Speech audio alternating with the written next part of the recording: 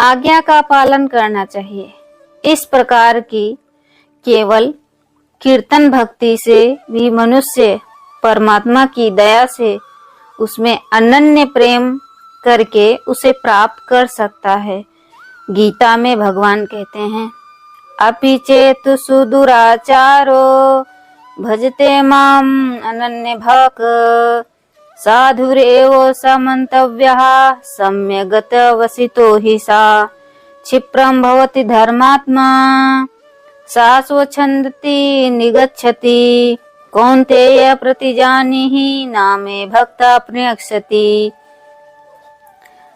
श्रीमद् भगवद गीता के 9वें अध्याय के 30 और 31 श्लोक में यदि कोई अतिशय दुराचारी भी अनन्य भाव से मेरा भक्त होकर मुझको भजता है तो वह साधु ही मानने योग्य है, क्योंकि वह यथार्थ निश्चय वाला है, अर्थात उसने भली भांति निश्चय कर लिया है कि परमेश्वर के भजन के समान अन्य कुछ भी नहीं है। वह शीघ्र ही धर्मात्मा हो जाता है और सदा रहने वाली परम शांति को प्राप्त होता है। हे अर्जुन, तू निश्चय पूर्वक सत्य जान कि मेरा भक्त नष्ट नहीं होता। इतना ही नहीं, इस कीर्तन भक्ति का प्रचारक तो भगवान को सबसे बढ़कर प्रिय है।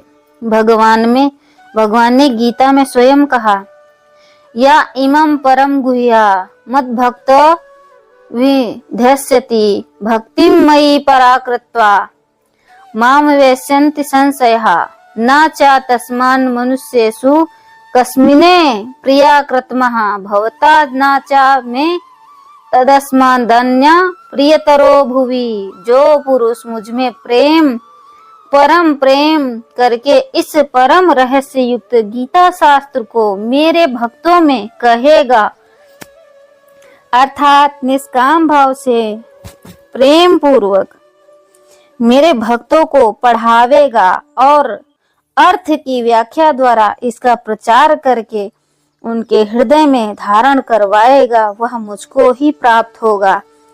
इसमें कोई संदेह नहीं है। मेरा उससे बढ़कर अतिशय प्रिय कार्य करने वाला मनुष्यों में कोई भी नहीं, तथा मेरा पृथ्वी भर में सबसे बढ़कर प्रिय दूसरा कोई भविष्य में होगा भी नहीं। यही इस कीर्तन भक्ति का फल है। भगवान ने कहा कि ऐसे मनुष्य मुझे बहुत प्रिय हैं जो गीता